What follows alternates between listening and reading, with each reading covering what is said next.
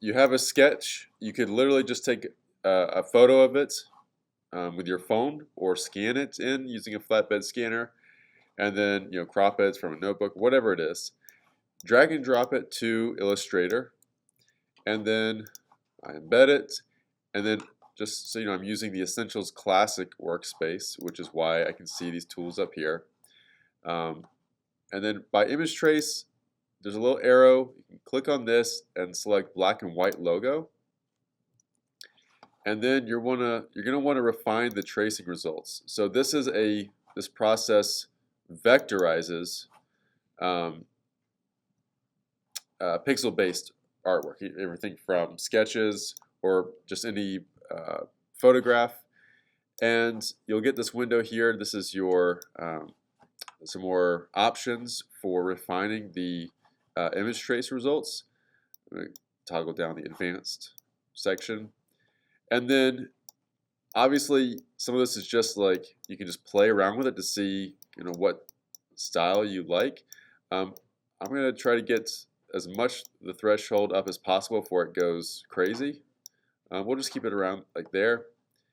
I also on the updated version of Illustrator, there's an option to simplify as well, so it takes away some of the paths and points. So it's not just like thousands of points that it's using to make the artwork. And then I like taking the paths down low, corners, about in the middle, and then noise is just going to be, again, kind of like the look and feel you want, whether it's a little more smoother or a little more detailed. And then another little trick is to turn on ignore white. So once you have your settings the way you want, you press expand at the top. And now what started as a sketch is a vector. So if I go to my path view, I see this shape and I see the actual paths. This is basically a perfect vector shape. And you'll notice, since this creates this vector shape from the sketch, the lines, the curves are not perfect. Now, if you brought this sketch in and you did want it perfect, you might do something like the pen tool and like perfectly trace, to get these curves nice and smooth and geometric, and you would tweak it so that it's like everything is like literally like this kind of like geometrically perfect circle with these different kind of like teardrop shapes, all that kind of stuff. And that might be great, but it's not going to have that kind of hand-drawn, more authentic look. Now you probably will have to go in and tweak some things, like you got this little spike sticking out here, and you just go to your direct selection tool. You can start moving some of these around. Now I'm just kind of smoothing them out this way, but you can also just press minus on your keyboard and actually just take away some of these anchor points. You don't really need all of them. And that will also start smoothing things out as well. And you can just go in and start messing around with stuff manually to get it the way you want. But this is a very fast, easy way to literally take a sketch, turn it into a digital vector that is scalable. I can now change the color, whatever I want, and is ready to go for production, pretty much, with a few of these tweaks and cleaning up things. And it maintains that hand-drawn look. Okay, so I would recommend this technique, especially for a lot of those categories that hand-drawn style looks great in. Okay, another option that I briefly mentioned, and I'm just using this example. This is a logo option that I made that was not used, and I'm actually going to talk about this in the future as kind of a case study for some things that will happen depending on the client you're working with, whatnot. So this was one of many options that I've been working on. I'm just using it as an example now. So as I mentioned in the past, you also have the Roughen effect. So if you have your vector shape here, you can select it, go to Effect, and then Distort and Transform, and then Roughen. Now it's gonna look kind of crazy. Again, some of this is just gonna be playing with these settings to find the style you like. I like changing this from size from relative to absolute, and then from points on corner to smooth, and then just really kind of reining this in a bit so that you get at least a little bit of a kind of rougher, squiggly line quality. So it's not just perfect, again, geometric straight lines. I did this very quick. You can tweak those settings and try stuff that's a little bit more rough or wavy, things like that. When you do this, it applies a roughen effect. You can view this in your appearance window. It's not. If I go to my path view, you can see it still shows the perfect straight lines. So this effect has not been applied. It's just an effect that I can turn off and on with this eyeball here, my appearance window. If you do something like this, you have to expand it so that you go to Object and Expand Appearance. And now when I go to my path view, it has actually applied and changed the paths for this vector artwork. Okay, so that's the Roughen tool, or Roughen effect. Okay, next, something similar. I don't even really know what to call this effect. It's just a certain process. I don't even know if it has a name. It's just this. So I'm going to select this same artwork here. Go to Effect and Blur, Gaussian Blur, and then we're going to take this way down so it's just slightly blurry. This might be still too much, but we'll try it. Press OK. So it adds a little bit of blur on the vector artwork. Next, we're going to go to Object and Rasterize. So it's going to turn this vector artwork into a pixel image. We'll just keep, whatever, RGB is fine for now. It doesn't really matter. And then 300 ppi for the resolution. Press OK. So now it is no longer a vector. And then we can do that same image trace. So this is basically no different. The computer sees it the same way it was looking at the image of the sketch. So I selected it, and we're going to do the image trace and go back to that black and white logo. And then let's look at the options. And you can see it adds a little bit of texture there. It'll also, and again, these are just settings to play with. I did it as well, applied it to the text. So obviously it is changing the look and feel of the typography there.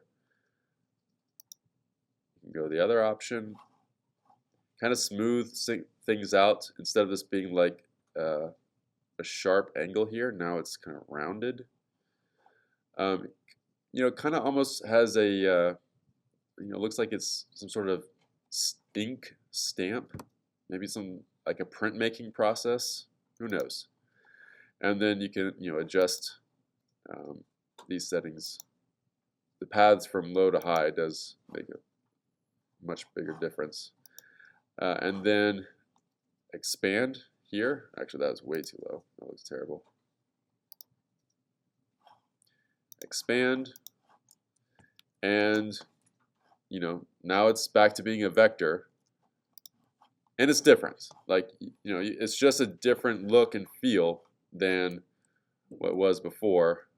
Okay, so that's that effect using blur and then rasterizing and then converting back to vector.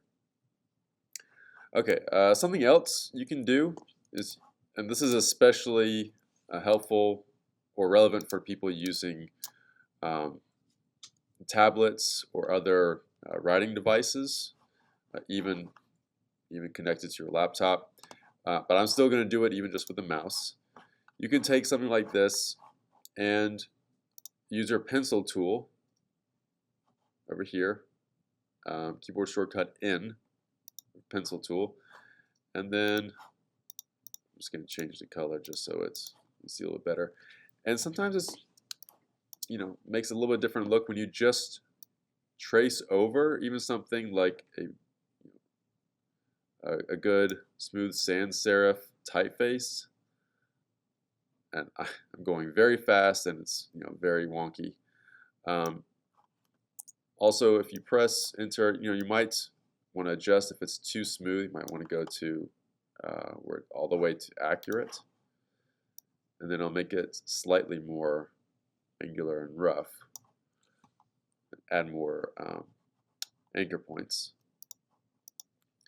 So, you know, it may look a little comical, but hey, maybe that's something for the mascot category if it's supposed to look silly. You know, this one being a little rougher looks, I think, better than these, where it was like I was doing it very, very quickly and it was smoothing them out a little bit too much.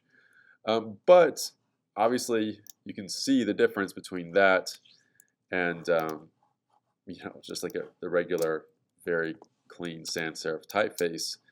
It adds a different look. Okay, so that is an option. You can just literally take a pencil tool or a brush tool and draw over something like a square, circle, other shapes to make it look more hand-drawn. And it will work better if you are using a tablet or some sort of writing device. All right, and then last but not least, especially for the grunge and rustic / vintage logo category, we're going to add a texture onto this vector. Now, be warned that if you look up tutorials about adding a texture to a logo online, some of them do it the kind of cheap and fast way, which will not properly change the paths for the logo artwork. So just be warned that there are tutorials like that out there. So I'm going to show you the correct way to do it. We're going to go to unsplash.com and I'm going to type in texture. Of course, I misspelled it. But you don't have to go to Unsplash. Unsplash is basically a royalty-free version of like Getty Images or something, one of these places that has stock images. These are royalty-free stock images. And you know, I'm just going to use this texture here. Click on the image. You can download. That'll go in my downloads folder. We're going to click and drag, bring it into Illustrator. It's probably going to be massive, so I'm going to size it down. I'm going to embed it, and then I'm going to do the image trace again. Black and white logo. It's a large file. It says it may go slow to trace the image. We'll just press OK, and it might indeed take some time to once I start messing with these settings. I'm also going to ignore white again. I can see through it for now. And then let's just mess around real quick with a few of the threshold setting is going to be the one you probably use the most. So obviously more texture or less. Let's try to do kind of in between that. A little bit more, just so it's easier to see. Sure, we'll go with this. Let's say we like this, and then press expand. And so what you'll see a lot of people doing is taking this and just being like, okay, you know, your logo's on a white background, so you just make that white, and look, there you go. You have the texture over your logo. Well, yeah, it looks that way, but if I move these over to something that's not a white background, it's not part of the logo. It's just the layer over it. So just know that that's not, you know, the final, how you would present and send a final logo file to a client or something like that. What you have to do is, if you have, I'm going to change this back to, we'll just even change it to magenta. If that texture is over the logo file, I can select both of them, and I'm going to go to my Pathfinder, and I'm going to click on minus front. There you go. And then if I go to my path view, you see it actually has directly changed the paths of my original logo. So let's just say if I put a, you can see here, if I put this over it,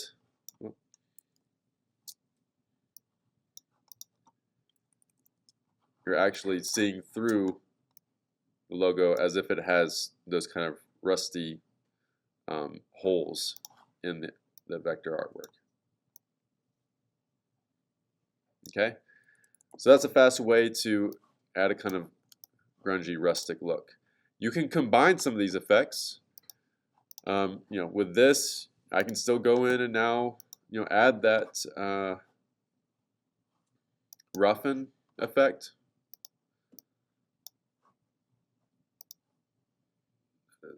I mean, it's getting really crazy, but you know, it might be something where you can combine various, or the one where you're scanning in and doing an image trace of your actual sketch, still adding some roughen or adding some grungy texture onto that sketch as well. So you can combine some of these.